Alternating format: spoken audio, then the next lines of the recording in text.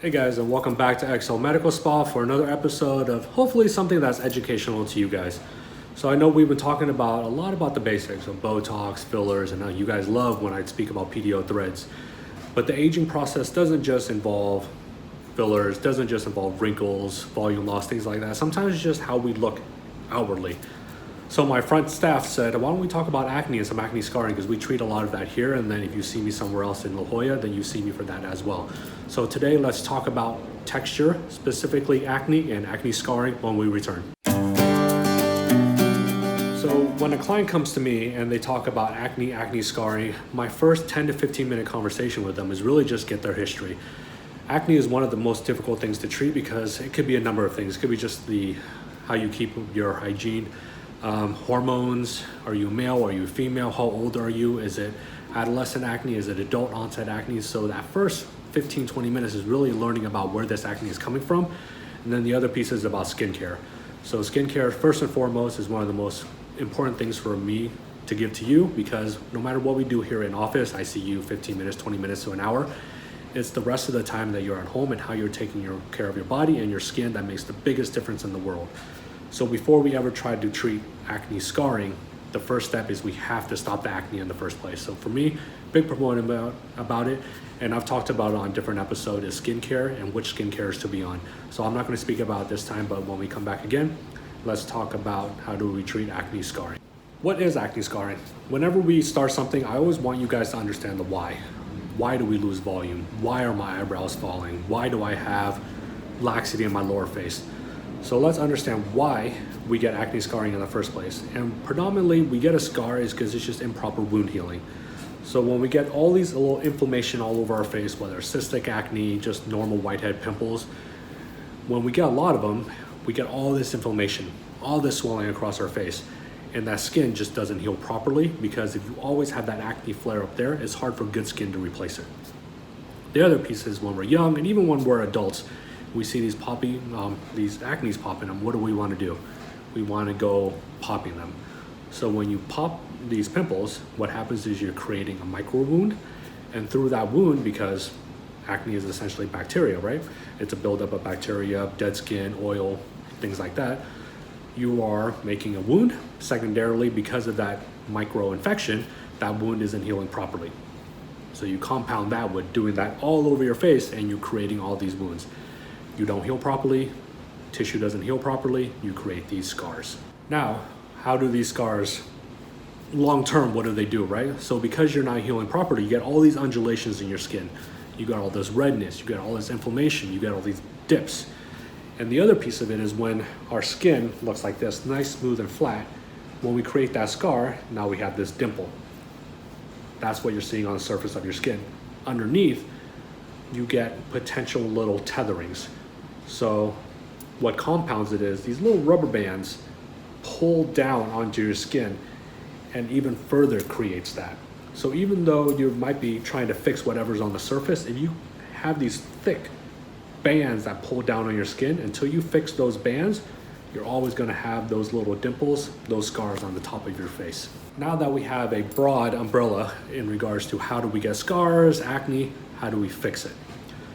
Easiest way for me to think about it is, how do we break up those bands, and how do we make this dimple in the surface of your skin flatten out?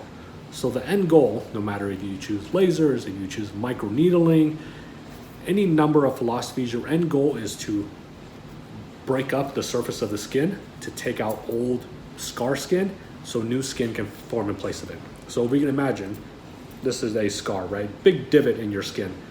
How do we shave that upper divot to close it up? Again, shave it off, close it up, close until we get that nice smooth skin. The other piece is, how do we beat up all that old skin so new skin can form in place of it? So a couple ways to go about this. First step is mechanically. How do you mechanically break it up? You can use microneedling, which is very safe. It's just a microneedle. We're putting in controlled wounds to, again, break up the skin so new skin can form in place of it. The other piece is by mechanically trying to break that up, you're hoping to break up those tethers as well. So microneedling is the first step. Well, not the first step, but it's one of the first things that you can go about doing, which is safe, and then also helping breaking up the acne scarring as well. Next solution is lasers. So lasers can do a couple of things. Either one, it can mechanically break it up like a microneedle. So a microneedle is going in and doing this. Whole bunch of little needles breaking up the skin. What a laser does is it does this as well, but instead of putting in a needle, is putting in a laser beam. That laser beam has a heat component of it, so it also helps contract the area. And because lasers, we can dial it in a little bit better. You can more fine tune that area, where here I can go 700 microns, somewhere else I can go 300 microns. We can dial it in a little bit better, and I like that heat component of it as well. However, on the con side, that heat component can be dangerous. Well, not dangerous, it can raise other issues such as pigmentation when it comes to darker skinned people. So with lasers, you want to make sure you go to the provider that understands what type of scarring that you have, but the other piece is what kind of skin type do you have? Asian, African American, Hispanic, European, that plays a role in it as well. And then the last injectable, which is one of my go-to treatments, is PDO threads. So you guys love it when I talk about PDO threads, especially the lifting threads. But when I treat it for acne scarring, I'm not using just, I don't really use the barbs or the cogs to lift anything. What I'm trying to do is build a foundation of collagen. Again, as an example, that puckering, right? I have that tethering that sits underneath. So with PDO threads, one part of it is, sure, I'm putting in little smooths, little twists to hopefully break up that tether. But more importantly, as the months go by building that foundation of collagen underneath, I'm helping build better skin as well. Break up the scarring, build collagen, build better skin. And I'll link a couple photos here in regards to some of my combo treatments. So to sum things up, if you were to come to me for acne scarring, what I want to do is prevent the acne in the first place. So we're going to have a long conversation in regards to skincare and how to prevent acne. Once we get that acne under control, now we can address the scarring piece of it. For most people, again, when you come see me, I want to make sure I do the right treatment for you. So ethnicity plays a role, age plays a role, downtime plays a role, all those things play a role. What I want to do is break up the acne scarring itself.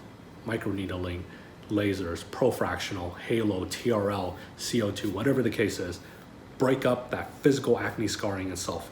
And then in turn, now, should I fill the hole? Bellafill, hyaluronic acid, how do I fill those stubborn holes?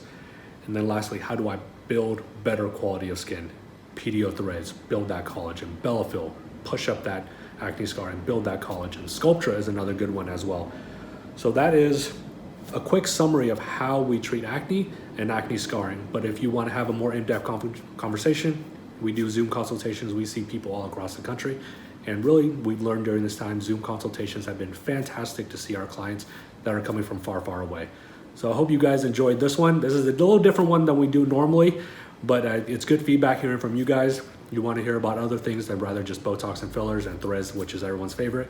But I hope you guys find this educational. So if you do, please give it a thumbs up. It helps the algorithm. And then make sure you subscribe and follow. So when we do post a new video, you'll get that notification right away and you'll be one of the first to catch it, okay?